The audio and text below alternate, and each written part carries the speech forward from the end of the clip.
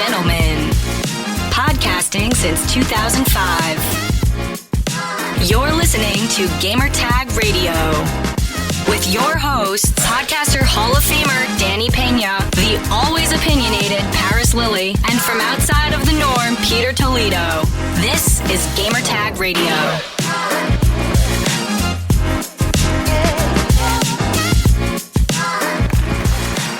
Welcome to Gamertag Radio episode 1252. This is your host, Danny Peña. And for this episode of Gamertag Radio, we are going to be talking to Mojang Studios about their brand new game, Minecraft Legends. And this took place a couple weeks back. Paris and I, we sat down and got to play the game for a couple hours there. We played a single player and also multiplayer, which you could play, I believe was 4v4.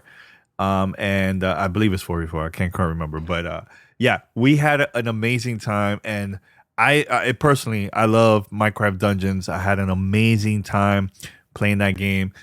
Still to this day, I play it. I play it on my Nintendo Switch and also on Xbox and PC. So you could definitely check it out. If you have Xbox Game Pass, it's available there. You could play and all that good stuff. So, but in the future, I'm going to be talking to Paris in a future episode of Gamertag. Maybe next week, we're going to sit down and talk about our experience, hands-on impressions and everything. So with this one, this special podcast is just the interview. It's like around 20-something minutes long. And we had a great time just talking to the team about the game. So if you're listening to this right now and you want to see some gameplay, I'm planning to post my gameplay footage on YouTube, and also the video version of the interview will be there. So if you guys want to go, just look up Gamertag Radio. Just look for Danny Peña on YouTube, and it will be available there, right? Or go right now to my Twitter account at Godfrey. That's at GODFREE.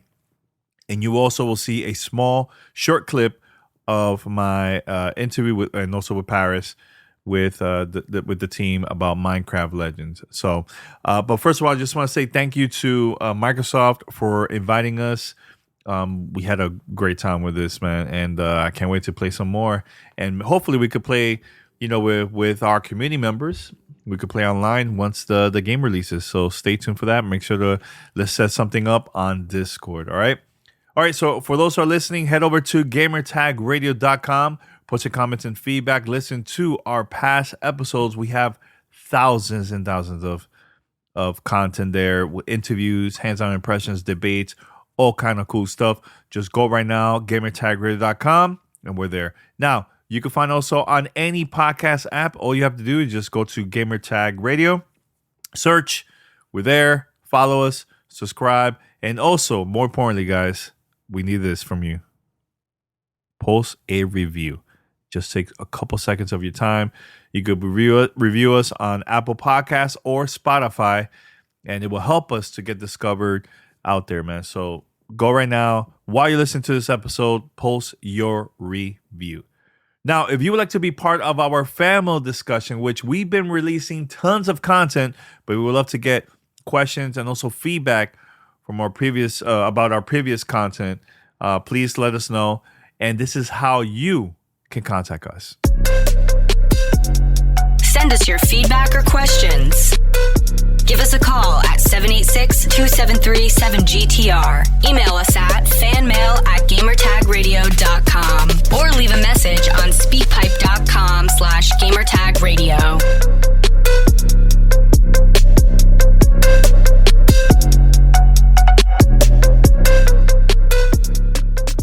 All right, so we're going to play the interview right now with Mojang Studios, and we'll be right back after this. You're listening to Gamertag Radio.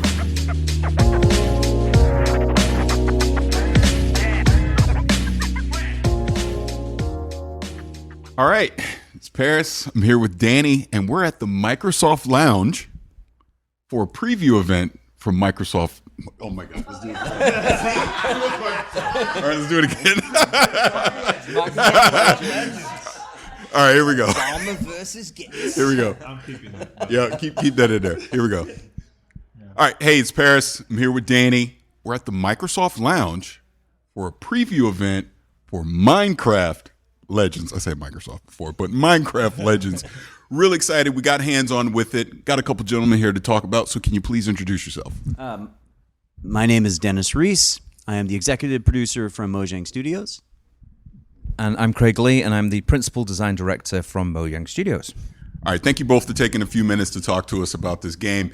So this has been on my radar for the past, good year or so, I guess, since the June event last year. And my kids are huge into Minecraft. My oldest daughter's OG. She loves playing Minecraft. All three of my kids, myself, we play Dungeons. So to hear about Legends coming out, I got super excited about it because I'm like, all right, this is going to be something else to play. So before we kind of go into our hands-on time, can you give us a brief description of what Minecraft Legends is?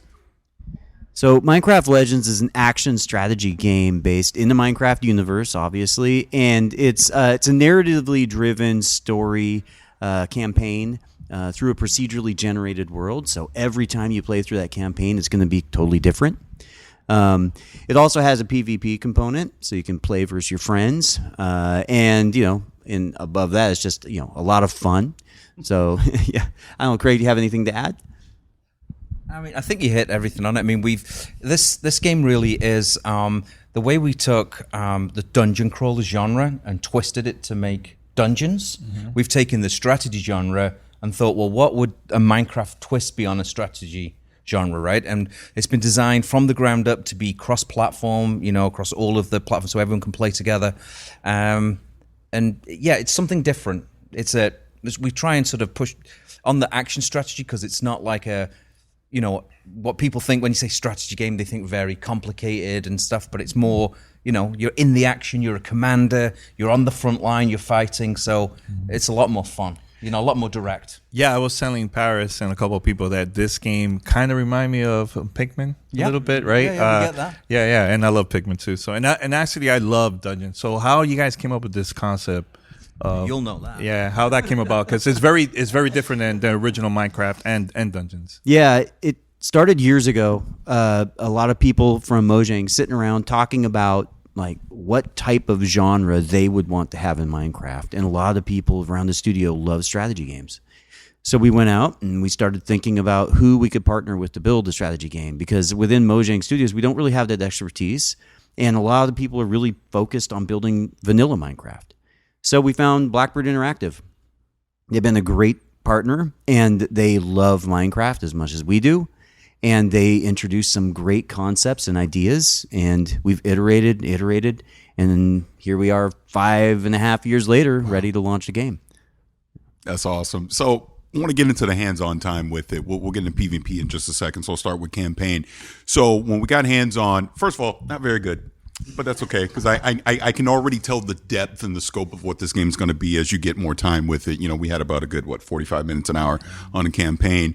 But, we did the brief tutorial, but then you're thrown into the procedural world. So I do want to touch on, the inspiration behind the procedural world. But I love as I go through the tutorial, at first I'm like, wait, I got to remember to do all this stuff. But then when you're actually starting to play, it starts to click and it makes sense. Going out gathering resources, and then you're starting the building, and then obviously you go attacking the piglets, things like that. So kind of talk about the campaign, what people can expect when they're going through it on doing solo.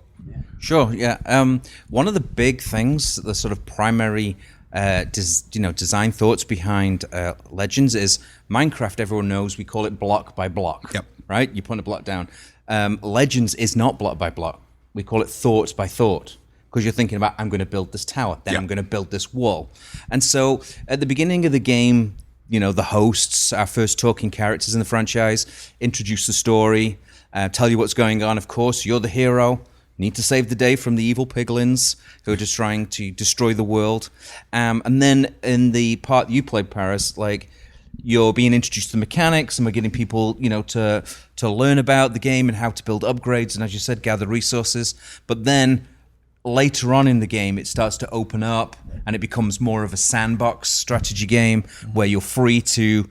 I don't want to spoil everything for everyone, but the world opens up, and it's not like do this then that. You can do whatever you want. All you have to do is defeat the piglins. and it's up to you how you do it. So there's a tech tree that's all attached to resources. So coal is attached to creepers. Redstone is zombies and redstone launchers, and so you'll start to look in the tree and say, oh, I'm going to get some redstone, and I'm going to build a redstone launcher and blow up the enemy bases and stuff. So it's got a really nice natural progression, but it all makes sense in the Minecraft world, right? You know, redstone's contraptions, and you could build a redstone launcher out of it, and that's our catapult. Is there anything new here that is not like enemies or weapons that is not in the original Minecraft or in Dungeon? So how you guys came up with that concept to make it still part of Minecraft universe? It's a good question. So there's a lot of new content. One of my favorite things about Legends is the vanilla mobs are still in. We call them vanilla mobs. The original Minecraft mobs, like creepers and zombies, are still in the game, but they're on your side. So who doesn't want to like grab a bunch of creepers and blow up some walls, right? How many times have we been killed by creepers and been like, God damn it. And now it's time that, you know, we can do it on their side. So there's also all of the, in the campaign, there are 3 piglin hordes. And the hordes are designed differently. They're almost like, trying to think that they have different cultures. One of them is very defensive and builds big bases. Another one is called the Horde of the Hunt, and they build big bases, but not walls and things. They have lots of units because they go on the hunt.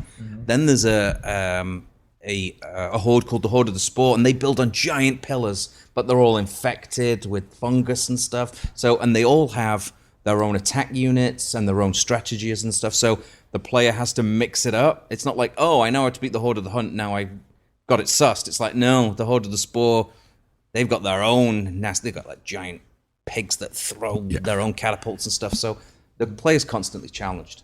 It's a long creative process. You think about what gameplay you want. Like, we want a catapult. How would we do that in the Minecraft world? I know. We'll get a giant pig, and we'll put a piglin on his back, and he can hurl rocks at people.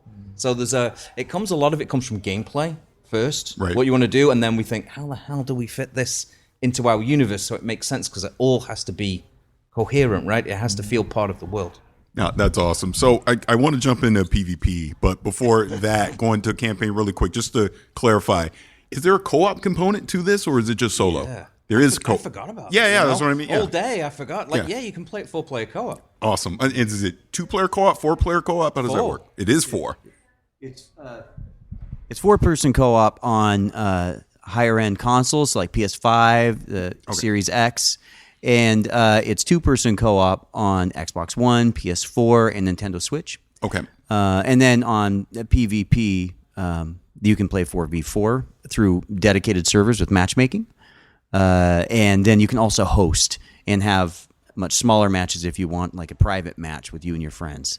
So let's stick on that technical aspect really quick then, since we know this is cross-platform. So how does that work as far as everything that you're saying right now? So even with the campaign, the co-op, there is cross-platform for that as well. Yeah, if I'm on my Xbox and you're on your Switch, maybe I'm going to host, and I can have you, and you can jump in. You just got to link your Microsoft account through Nintendo, and then you'll be able to jump on with me at friends. And then if you are on your PlayStation, you'll be able to jump in with me. And Craig is on his PC. All of us can play together. So it's similar to Dungeons, kind of, right? Very similar to Dungeons. Yeah, Dungeons has the same model. And what's a little different is that we do have the public matchmaking component, which Dungeons did not have. But that is a unique difference. Yeah, one thing that I love about Dungeons is the music. Oh, yeah. Is this also the same composer for this game too? It's or not. It's different? We worked with Crispin Hands, who owns Lion's Head Studio. They're located in Vancouver, Canada. And they also did some work with us in other games, even like Gears of War being one of them, as well as other games throughout the industry.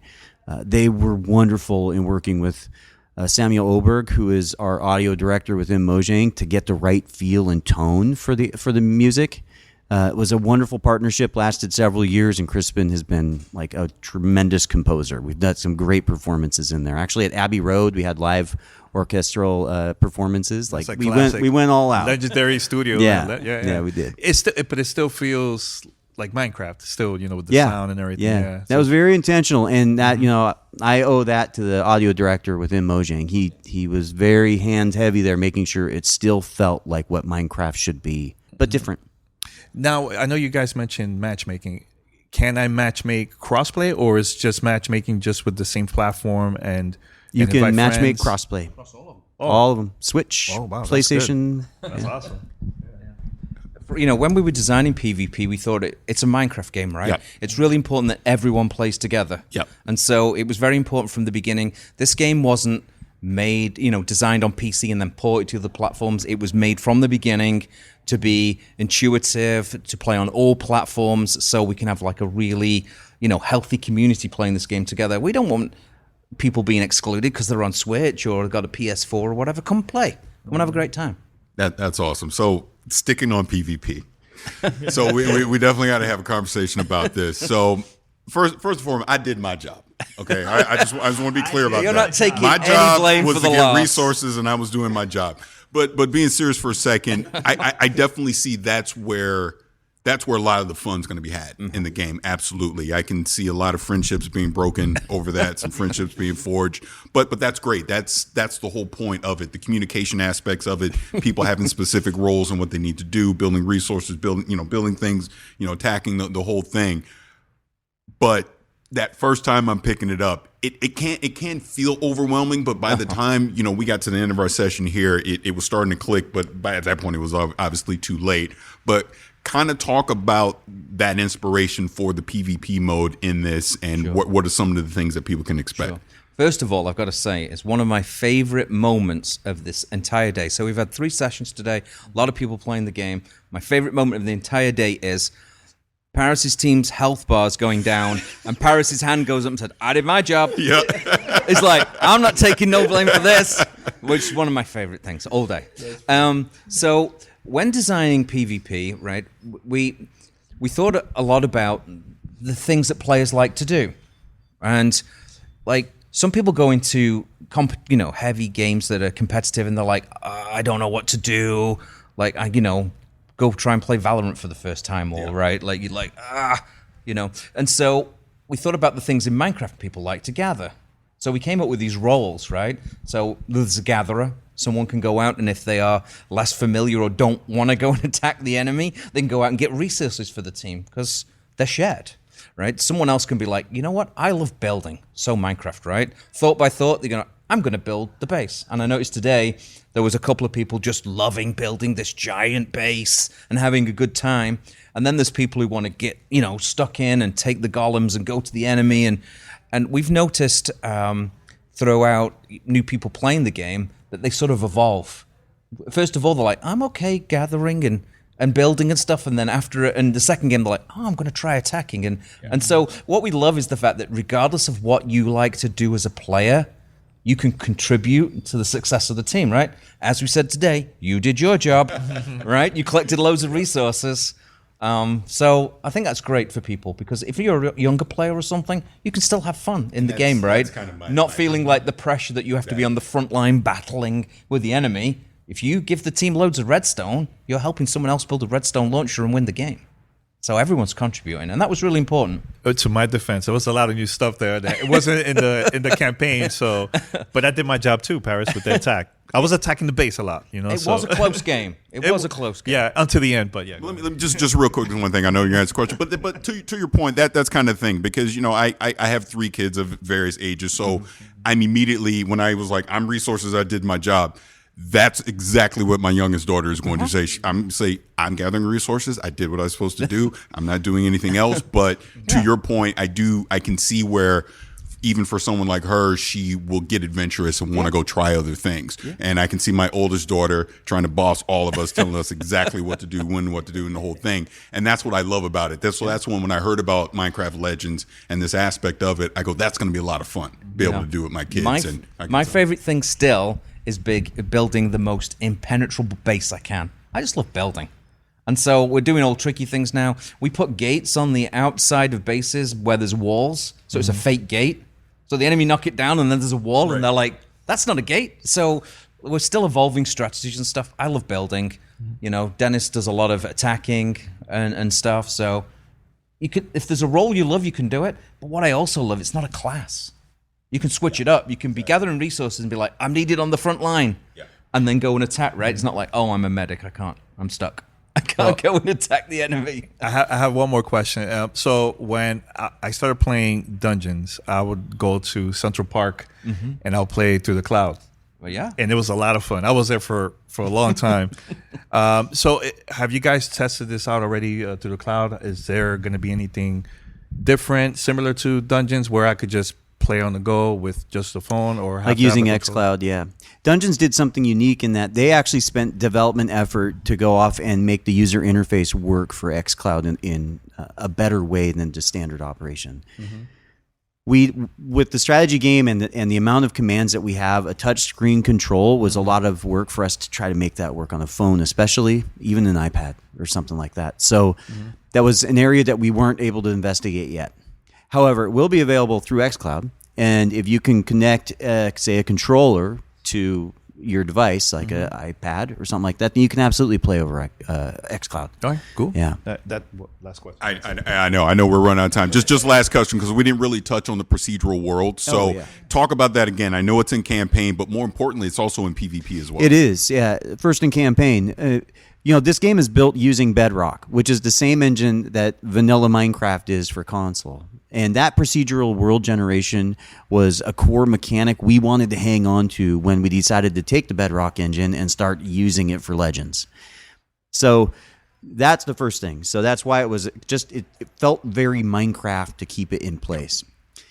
With the actual PvP element, it became a dynamic for us that, like, in a lot of PvP matches, it comes down to map control. And if you play the same map over and over again, you figure out where on the map to go immediately, because maybe there's more resources there, or maybe it just has a better strategic, perspective. And for us, the procedural world generation took that away. It's like, just wipe that clean, and now every time you play, you don't know what's going to happen. And that made the PvP dynamic for us really unique and different and more fun, like more balanced in a weird way. It's like, we really spent a lot of time honing in on the algorithm to make sure the world was the right size, because it's smaller than campaign. Make sure that there's enough resources to go and be successful in climbing the tech tree in different ways. So we spent our effort making sure that the procedural world generation would be successful for PvP. Definitely, yeah. That is fantastic. Well, gentlemen, one last thing you're going to say? No, just the last thing is, I've been playing the PvP game for years, and it sounds a bit corny, right? But it is different every time you play, because the resources may be more abundant, might be more redstone. You have a plan. You're like, I'm going to build a redstone launcher. I'm going to go put it on a mountain next to the enemy and destroy them. You build all your redstone, you go over there, there's no mountain. Right. Because you can't, I always say you have a strategy until the piglins get involved. But, that's what I love about it, is the fact that, we've been playing it for years and we still love it, genuinely. We love playing it every day because new strategies are always evolving and emerging. We saw some stuff today we've never seen before. And that's what we're really excited about, because once it goes into the public, we joke we'll be good for about an hour. Yeah. Because as soon as the community get hold of it and come up with killer strats, we are very excited to see what people come up with, in the game, and we look forward to being heavily crushed. I am absolutely looking forward to this. Again, gentlemen, I know we're running short on time, but thank you for taking a few minutes to talk to us about Minecraft Legends in the Microsoft Lounge in Los Angeles, California, and it's pouring rain. So, but again, we had a blast with this preview, getting some hands on, and really looking forward to it coming out in April. Awesome. Thank you so much. Yeah, thank you.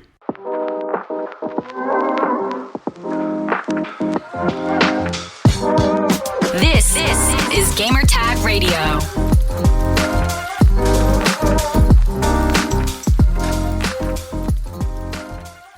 All right, so we're back here at Gamertag Radio. Just want to give a big, huge shout out to the team and also the whole Xbox team for inviting us. That was a great event. It took place here in Los Angeles. We did it at the Microsoft Lounge in Los Angeles. So thanks to everybody for inviting us and also for letting us be part of this event. Now, we're going to wrap it up here, but we'll be back next week. We have more content coming up. Guys, we have we have lots of stuff to talk about. Summer Game Fest is actually coming very soon, in a couple of months. There's going to be a lot of other future events happening between now and June, and we're going to be talking about that. Plus, I got more content that I recorded that I'm also having. I'm going to plan to schedule it and talk about it here on the show. Plus, we're going to review Star Wars Jedi Survivor. We're going to do tons of stuff. So, and also Diablo. Oh my God, Diablo, Zelda. There's so many games coming out. So many games. But stay tuned, guys. Here only on Gamertag Radio, we're going to be talking about it. Can't wait. All right. So we're out. Until next time. Take care. Bye.